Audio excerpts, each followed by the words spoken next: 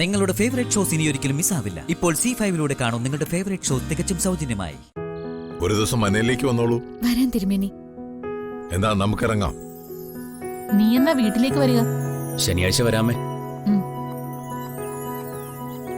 പോയിട്ട് വരട്ടെ മോളെ. ശരി അമ്മേ. മോനെ സഞ്ജു. ശരി ആന്റി. ഞാൻ ലച്ചുവിനോട് സംസാരിച്ചിട്ടുണ്ട്.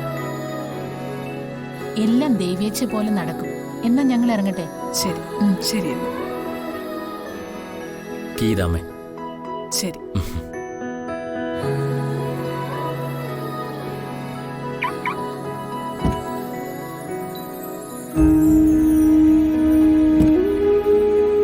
ശരി.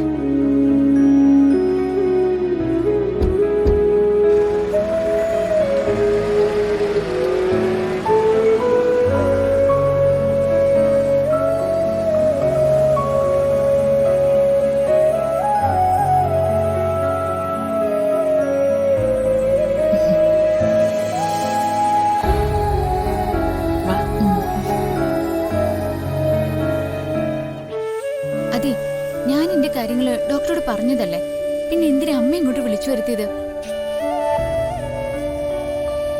ഞാൻ അമ്മയെ വിളിച്ചിട്ടൊന്നും അല്ല വന്നത്. മുത്തശ്ശന് ഇവിടെ വരണമെന്ന് തോന്നി വന്നതാ.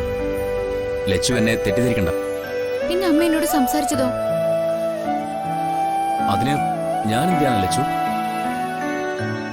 ഗോവിന്ദന്റെ അമ്മയ്ക്ക് അവരുടെ ആഗ്രഹം നിന്നോട് സംസാരിക്കാൻ പാടില്ലെന്നുണ്ടോ?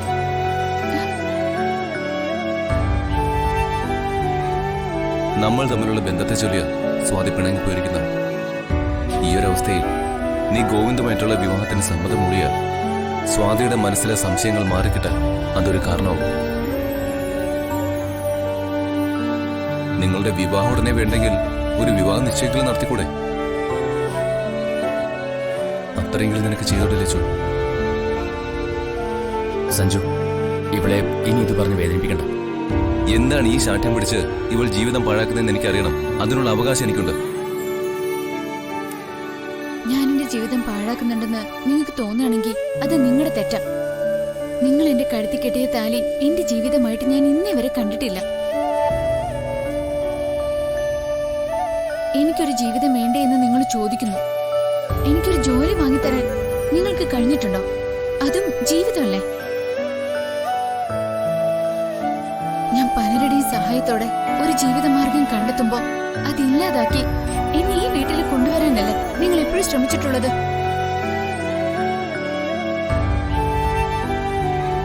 എത്ര വട്ടം ഞാൻ യാചിച്ച് പറഞ്ഞതാ എന്നെ എന്റെ വഴിക്ക് വിട്ടില്ല. പകരം വിവാഹം കഴിച്ച് ജീവിക്കാൻ പറയുന്നു. എനിക്കൊരു മനസ്സുണ്ടെന്ന് നിങ്ങൾ മനസ്സിലാക്കാത്തത് എന്താ? ഇപ്പൊ എന്റെ മനസ്സിലൊരു പ്രതീക്ഷയുണ്ട്.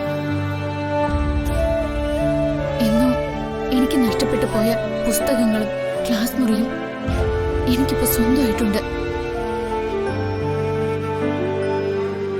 ഈ മനുഷ്യൻ എനിക്ക് തന്ന ജീവിതം അത്. ഞാൻ എന്റെ ജീവിതമായിട്ട് ഇപ്പൊ കാണുന്നത് അതിനെയാ. കരിയില പോലെ ഒരാളിന്റെ ജീവിതത്തിൽ ചെന്ന് പറ്റാനല്ല ഞാൻ ആഗ്രഹിക്കുന്നത്. എന്നോട് വിവാഹം കഴിക്കാൻ ഇനി നിങ്ങൾ പറയരുത്. ഞാനൊന്ന് പഠിച്ചോട്ടെ. അതിലൂടെ എനിക്കൊരു ലക്ഷ്യത്തിലെത്താൻ കഴിഞ്ഞാൽ നിങ്ങൾക്ക് പോലും സന്തോഷം തരുന്ന കാര്യമല്ലേ?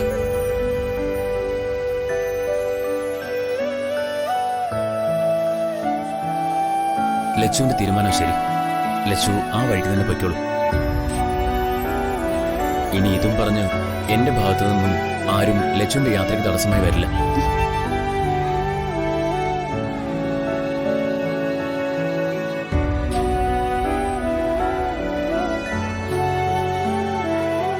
അവൾ ആകെ മാറിയല്ലോ.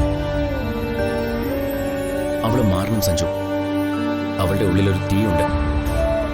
അവൾ എന്താണോ ആഗ്രഹിക്കുന്നത് അതിൽ ചെന്ന് ചേരട്ടെ. നമ്മളായിട്ട് തടയരുത്. എന്തിനും ഏതിനും അവളുടെ പിന്നിൽ ഞാൻ ഉണ്ടാവും സഞ്ജു. അപ്പോ നിങ്ങൾ തമ്മിലുള്ള വിവാഹം കാത്തിരിപ്പിനോളം സുഖമുള്ള മറ്റൊരു വികാരവും ഈ ഭൂമിയിലില്ല സഞ്ജു. ഞാൻ കാത്തിരിക്കും. അവള് സമ്മതം പറയുന്ന കാലം വരെ. നീ പോയതിൽ അവളും ആകെ തകർന്നിരിക്കുക. കുറച്ചു ദിവസം അച്ഛന്റെ അമ്മയുടെയും കൂടെ നിൽക്കാന്ന് കരുതിയാ ഞാൻ വന്നത്. ശ്രീകുട്ടി എന്തിനാ ചെറിയമ്മയോട് ഇങ്ങനെ കള്ളം പറയുന്നേ? സംഭവിച്ചതൊക്കെ ആർക്കാ ഊഹിക്കാൻ കഴിയാത്തത്? നീ കവിതയെ വിശ്വസിച്ചല്ലോ മോളെ. അമ്മുവിന്റെ ഭർത്താവ് സഞ്ജു ആണെന്ന് നിന്നെ പറഞ്ഞ് വിശ്വസിപ്പിച്ചു എന്ന് ഇവിടെ എല്ലാവർക്കും അറിയാം. ഇതിനു മുൻപും കവിതയെ ഇതുപോലെ എന്തെല്ലാം ചെയ്തു. അന്ന് നീ ഒന്നും വിശ്വസിച്ചില്ല. ഇപ്പൊ നിനക്കെന്താ ഇങ്ങനൊരു സംശയം തോന്നാൻ? എനിക്കൊരു സംശയവുമില്ല. അമ്മുമായി ബന്ധപ്പെട്ട വിഷയമൊന്നും എനിക്കില്ല. ഞാൻ എന്റെ വീട്ടിലേക്ക് വന്നെന്ന് മാത്രം നിങ്ങൾക്ക് കരുതിയാൽ മതി. നീ കൂടി ഇവിടെ ഉണ്ടാവേണ്ടതായിരുന്നു. ഇവിടെ ഗോവിന്ദന്റെ അമ്മയും മുത്തശ്ശനും ഒക്കെ വന്നിരുന്നു. ചില സംസാരങ്ങളൊക്കെ ഉണ്ടായി. അവർക്ക് അവരുടെ മോനെ കാണാൻ വരണ്ടേ? അതിന് ഞാനെന്തിനാ അവിടെ ഉണ്ടാവണം? ഗോവിന്ദനെ കാണാനൊന്നും അല്ല അവര് വന്നത്. അവര് വന്നത് ലച്ചുവിനെ കാണാനാ. ഗോവിന്ദന്റെ അറിവോടെയാ അവര് വന്നത്. ഗോവിന്ദന്റെ അമ്മ ലച്ചുവിനോട് ഗോവിന്ദുമായുള്ള വിവാഹകാര്യം സംസാരിച്ചു. വിവാഹത്തിന് താല്പര്യമില്ലെന്ന് അവൾ അവരോട് പറഞ്ഞു കാണും. അതല്ലേ ഇളയമ്മ വളച്ചു കെട്ടി പറഞ്ഞു വരുന്നത്. എനിക്കത് നന്നായിട്ടറിയാം. അവൾ ഒരു വിവാഹത്തിന് തയ്യാറാവില്ല. പക്ഷേ നീ കൂടി ഇവിടെ ഉണ്ടായിരുന്നെങ്കിൽ അമ്മ അങ്ങനെ പറയില്ലായിരുന്നു. അവളുടെ സമ്മതമൊന്നും നോക്കാതെ നമുക്ക് അവർക്ക് വാക്ക് കൊടുക്കായിരുന്നു. അവൾക്ക് ഇഷ്ടമല്ലാത്ത വിവാഹത്തിന് ഞാനിങ്ങനെ വാക്ക് കൊടുക്കും? അല്ലെങ്കിൽ തന്നെ അവള് വിവാഹിതയല്ലേ?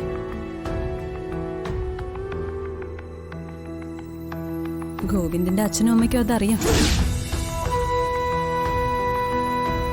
അവൾക്കൊരു ഭർത്താവുണ്ടെന്ന് അറിഞ്ഞു വെച്ച് ആരെങ്കിലും ഒരു മകന് വേണ്ടി ഇങ്ങനൊരു സാഹസം കാണിക്കൂ? നീ എന്താ മോളെ ഇങ്ങനെയൊക്കെ പറയുന്നേ? അമ്മ അവളുടെ ഭർത്താവിൽ നിന്ന് ഡിവോഴ്സ് വാങ്ങാതെ എങ്ങനെ കല്യാണം നടത്തുമെന്ന് അവര് കരുതുന്നത്? UK എങ്ങനെ നടന്നു വരും? ഇത് രാജ്യം വേറെയാ. ഇത്രയ്ക്ക് മണ്ടന്മാരാണോ അവര്? ആദ്യം അവളുടെ ഭർത്താവായിരുന്നല്ലേ അവരറിയേണ്ടത്. കല്യാണ സമയത്ത് അവളുടെ ഭർത്താവ് വന്ന് വിളിച്ച അവള് കതിർമണ്ഡപത്തിൽ നിന്ന് ഇറങ്ങി പോവില്ലേ? ചെറിയമ്മ തന്നെ പറ, അവളുടെ ഭർത്താവ് അപ്പപ്പ വിവരങ്ങൾ അറിയുന്നുണ്ടാവില്ലേ? തന്റെ ഭാര്യയെ തനിക്ക് വേണമെന്നുള്ള ചിന്തയുണ്ടാവാൻ ഒരു ഭർത്താവിന് അധിക നേരമൊന്നും വേണ്ട. അയാൾ ഏതവസ്ഥയിലാണ് ജീവിക്കുന്നതെന്ന് ആർക്കറിയാം? അതാ ഞാൻ പറഞ്ഞത് ഗോവിന്ദന്റെ അച്ഛനമ്മമാര് പമ്പര വിട്ടികളാണെന്ന്. ഇപ്പൊ ഇതൊക്കെ പറയുന്ന നീ തന്നെയല്ലേ അവളുടെ വിവാഹത്തിന് ഉത്സാഹം കാണിച്ചത്? എനിക്കിപ്പൊ തിരിച്ചറിവുണ്ടായെന്ന് ഇളയെ മോഹിച്ചോ? ചെറിയമ്മ വെച്ചോ, കുറച്ചു നേരം എന്നെ ആരോ ഫോണിൽ വിളിക്കുന്നുണ്ട്.